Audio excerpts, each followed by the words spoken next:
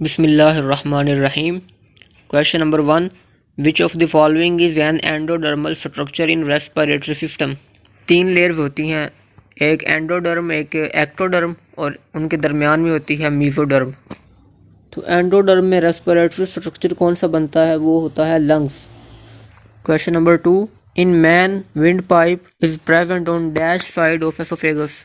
आप इस फिगर में देख सकते हैं कि एसोफेगस के आगे विंड पाइप है। पीछे वाली साइड को हम डोर्सल साइड कहते हैं और आगे वाली साइड को वेंट्रल साइड कहते हैं। ऊपर वाली साइड को एंटीरियर साइड और नीचे वाली साइड को पोस्टीरियर साइड। क्योंकि विंड पाइप एसोफेगस से आगे है यानी वेंट्रल साइड पे है, तो करेक्ट ऑप्शन हमारा होगा चार्ली। Question number 3.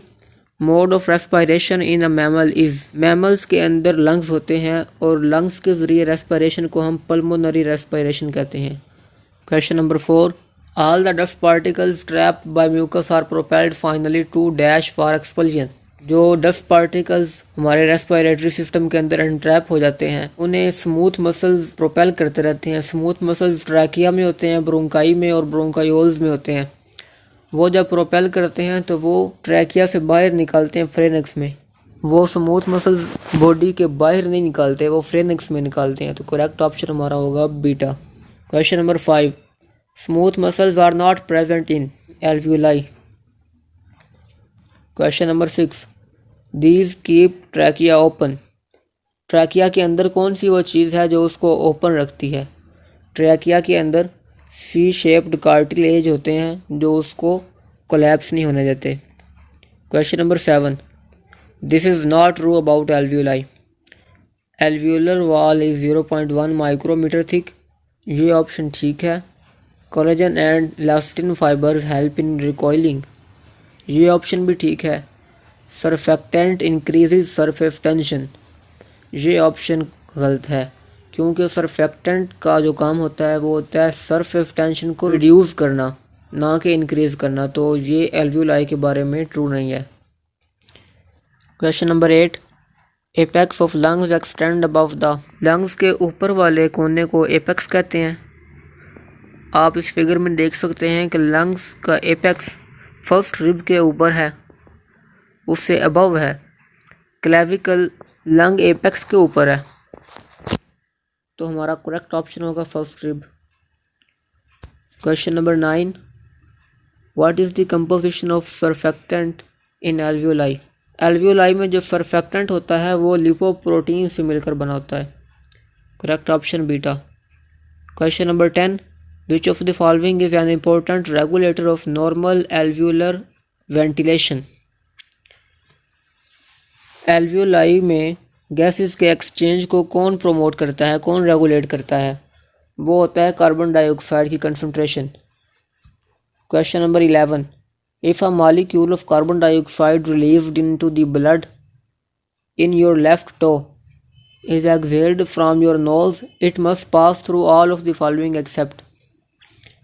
तो वो मॉलिक्यूल जो हमारे टो में से रिलीज हुआ है और ब्लड के ज़रिए आता है वो सबसे पहले जाता है राइट एट्रियम में। राइट एट्रियम के बाद वो राइट वेंट्रिकल में जाता है, फिर वो पल्मोनरी आर्टरी में जाता है। पल्मोनरी आर्टरी में जाने के बाद वो एल्वियोलाई में से पास हो गई, या तो गुजर जाता है, अगर नहीं गुजरा तो वो पल्मोनरी वेन में जाता है। लेकिन यहाँ पे पूछा गया कि मस्ट पास थ्रू, तो ये लाजमी नहीं कि वो पल्मोनरी वेन में जाए ही जाए, हो सकता है उससे पहले वो एल्वियोलस में बाहर चला जाए।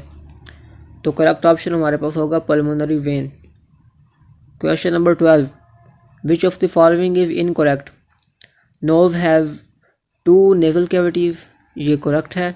फ्रेनेक्स connects the nasal and oral cavities. ये भी ऑप्शन करेक्ट है। Larynx contains the vocal cords. ये ऑप्शन भी ठीक है। Trachea enters lungs. Trachea lungs में एंटर नहीं होता, वो ब्रोंकाई होती हैं। ट्रैकिया 2 ब्रोंकाई में डिवाइड हो जाता है। Question number 13. The chemical reaction which converts carbon dioxide into bicarbonate ion takes place in. जो कार्बन डाइऑक्साइड बाहर से आती है ब्लड के अंदर वो जाती है रेड ब्लड सेल्स के अंदर, और रेड ब्लड सेल के अंदर वो वाटर से मिलकर कार्बोनिक एसिड बना जाती है। करेक्ट ऑप्शन हमारे पास होगा RBC।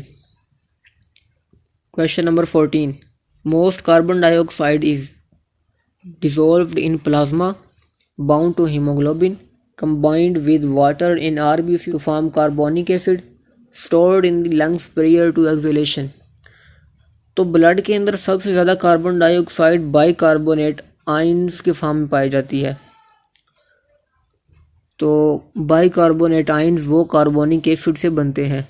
जब carbon dioxide red blood cell में जाते हैं और वाटर से मिलते हैं, और ये जो रिएक्शन होता है ये कार्बोनिक एनहाइड्रेज की मौजूदगी में होता है। करेक्ट ऑप्शन हमारा होगा Charlie. Question number 15, in humans the respiratory control centre is stimulated by carbon dioxide concentration.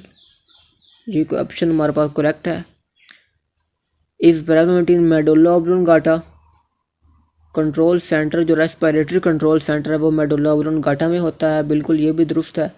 If stimulated by hydrogen ion concentration, ये ऑप्शन भी करेक्ट है, क्योंकि जब कार्बन डाइऑक्साइड ब्लड में होता है आरबीसी में वो बाइकार्बोनेट आयंस की फॉर्म में होता है।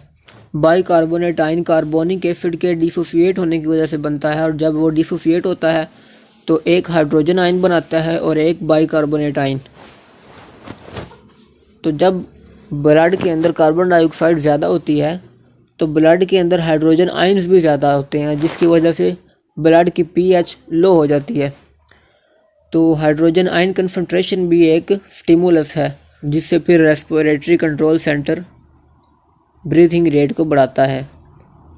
तो हमारे पास all of these options are correct, option delta.